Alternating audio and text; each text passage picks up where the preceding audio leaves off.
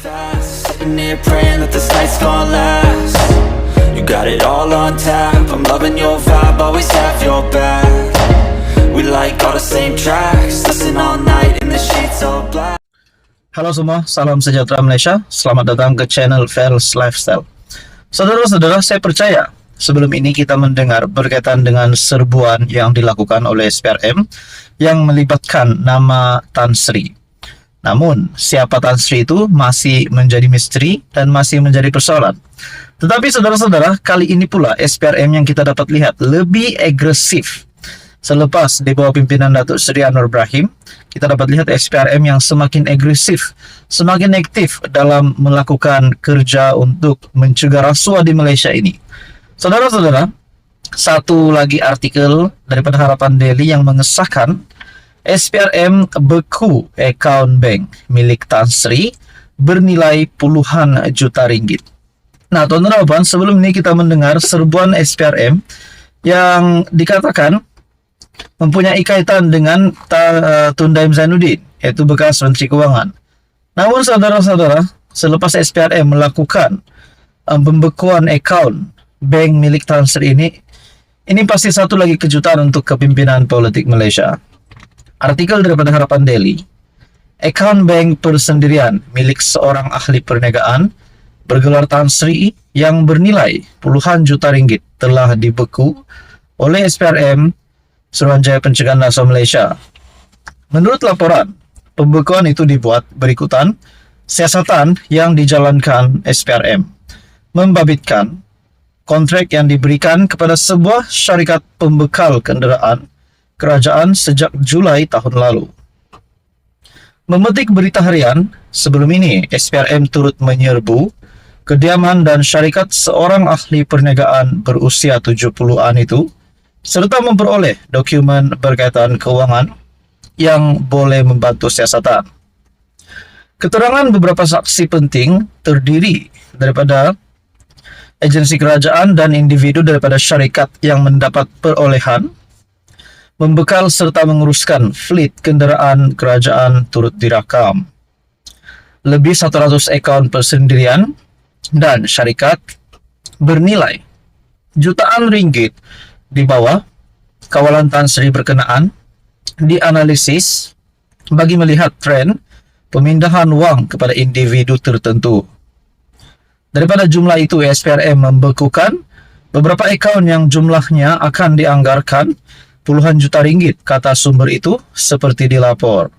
Sementara itu, pengarah kanan siasatan SPRM Hishamuddin Hasim ketika dihubungi mengesahkan pembekuan akaun tersebut dan memaklumkan kes disiasat di bawah Seksyen 17 Akta SPRM 2009. Sebelum ini, media melaporkan SPRM memeriksa kediaman seorang ahli perniagaan bergelar Tan Sri dipercayai berhubung siasatan rasuah berkaitan pemberian tender projek perbekalan, pembaikan dan penyelenggaraan kenderaan kerajaan, projek fleet bernilai RM4.5 bilion. Nah, apa komen Anda berkaitan dengan isu ini? Sekian saja. Teruskan bersama di dalam channel ini untuk info yang seterusnya. Halo semua, salam sejahtera Malaysia, tuan-tuan dan puan. Selamat datang ke channel Fels Lifestyle. Info padu, info hangat disediakan di dalam channel ini. Satu kejutan besar untuk parti PKR dan juga pasti kejutan kepada ramai pemimpinan politik di Malaysia. Saudara-saudara, di dalam sebuah parti terdapat kepimpinan tertinggi, terdapat ahli-ahli parti yang lain. Sudah pasti siapa-siapa pun juga ahli yang melanggar peraturan ataupun dapat dikesan melakukan tindakan yang menimbulkan satu salah laku mungkin di dalam parti, perlu dikenakan tindakan undang-undang.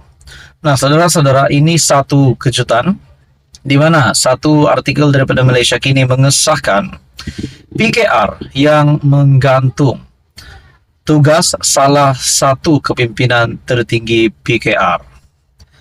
PKR gantung tugas Jeannie Lim sebagai Ketua Cabang Alor Gajah. Kedudukan naib pengurusi PKR Melaka, Jeannie Lim, sebagai Ketua Cabang Parti itu untuk kawasan Alor Gajah digantung selama 12 bulan bermula 7 Januari lalu. Setiausaha PKR Melaka, Muhammad Asri Ibrahim, mengesahkan perkara tersebut kepada Malaysia Kini selepas dihubungi. Saya boleh mengesahkan Jenny Lim digantung jawatan sebagai ketua cabang selama 12 bulan. Keputusan dibuat oleh Lembaga Disiplin PKR yang bermesyuarat pada 7 Januari katanya. Tambah Asri, notis bagi memaklumkan mengenai penggantungan tugas tersebut dihantar kepada Majlis Pimpinan PKR pada 29 Januari. Katanya, tindakan tersebut diambil selepas Lembaga Disiplin berpuas hati dengan bukti yang dikemukakan dan mendapati Lim melanggar perlembagaan parti. Bagaimanapun, Asri berkata Lim yang juga bekas adun Macap Jaya masih kekal sebagai ahli PKR. Difahamkan, pada 4 Februari tahun lalu, Lembaga Disiplin Parti itu meminta Lim memberi keterangan dalam mesyuarat atas talian melalui aplikasi Zoom berhubung kenyataan media dibuatnya kepada Malaysia Kini. Ia merujuk kepada laporan portal berita berkenaan pada 25 Oktober 2022 bertajuk Akar Umbi PKR Mahu Jenny tanding di Alor Gajah dan disiarkan ketika menjelang PRU ke-15. PKR berpendapat langkah tersebut bercanggah dengan keputusan pemimpin parti. Lim juga didakwa membuat kenyataan mempertikaikan pemilihan calon untuk kerusi parlimen Alor Gajah dan tangkap layar berbualan dengan timbalan Presiden PKR Rafizi Ramli melalui WhatsApp tersebar di media sosial. Selain itu, dia juga didakwa mengetuai anggota dari cabang Alor Gajah untuk bertindak provokatif ketika program Jelajah Harapan Presiden PKR pada 25 Oktober 2022 di Sungai Petani, Alor Gajah. Pada hari kejadian, terdapat ahli PKR Alor Gajah hadir dengan kemejati dengan memamerkan wajah Lim sebagai calon PH untuk kerusi parlimen di situ.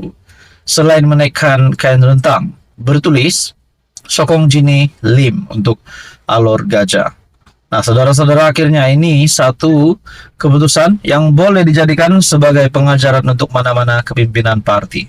Apa komen Anda? Sekian saja, teruskan bersama di dalam channel ini untuk info yang seterusnya. Mohon bantu channel ini dengan menekan butang like, share, dan juga subscribe. Halo semua, selamat malam, salam sejahtera Malaysia. Saudara-saudara, tuan-tuan, dan puan-puan yang amat dihormati semua, sudah pasti kita mendengar sebelum ini berkaitan dengan isu keputusan Najib dibebaskan. Nah, isu Najib dibebaskan ini diperkatakan ramai orang. Adakah Najib Razak memang akan dibebaskan tidak lama lagi? Adakah Najib Razak akan benar-benar menghabiskan 12 tahun di penjara? Nah, saudara-saudara, satu keputusan yang pasti dinantikan, terutamanya kepada penyokong-penyokong bosku ataupun penyokong Najib Razak yang sudah pasti menginginkan pembebasan untuk Najib Razak. Akhirnya, saudara-saudara, ini satu artikel yang menyebut berkaitan juga dengan lembaga pengampunan. Satu artikel daripada Malaysia Kini, Kabinet dimaklumkan tentang mesyuarat lembaga pengampunan. Kabinet dimaklumkan berkaitan mesyuarat lembaga pengampunan Isnin lalu, kata Menteri Dalam Negeri Saifuddin Nasution Ismail. Menjawab soalan pemberita, dia bagaimanapun tidak mendedahkan lanjut butirannya. Kabinet dimaklumkan sepintas lalu, tetapi bukan kabinet punya bidang kuasa. Lembaga pengampunan seperti dalam perlembagaan menyatakan dengan jelas bahwa bawah bidang kuasa SEPA keanggotaan bagaimana.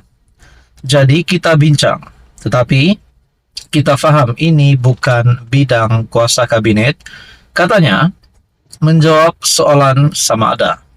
Terdapat perbincangan sedemikian dalam mesyuarat kabinet. Sementara itu, Ditanya siapa yang akan mengumumkan keputusannya, Saifuddin menjawab, dia tidak boleh bercakap bagi pihak lembaga pengampunan. Mesyuarat itu dikatakan membincangkan permohonan pengampunan diraja bekas Perdana Menteri Najib Razak. Nah, saudara-saudara, ini pasti satu berita baik untuk Najib Razak dan penyokong Najib Razak. Kerana artikel ini mengesahkan mesyuarat itu dikatakan membincangkan permohonan pengampunan diraja bekas Perdana Menteri Najib Razak. Bekas Presiden UMNO itu sedang menjalani hukuman 12 tahun penjara susulan kesalahan rasuah melibatkan dana-dana bekas anak syarikat 1MDB SRC International. Nah, kita nantikan saja keputusan terkini. Adakah Najib Razak akan dibebaskan ataupun Najib Razak akan meneruskan hukuman penjara selama 12 tahun. Saudara-saudara, tuan-tuan dan puan, sekian saja untuk kali ini. Teruskan bersama di dalam channel ini untuk info yang seterusnya. Mohon bantu tekan channel ini. Mohon bantu jangan lupa tekan butang like, share dan juga subscribe.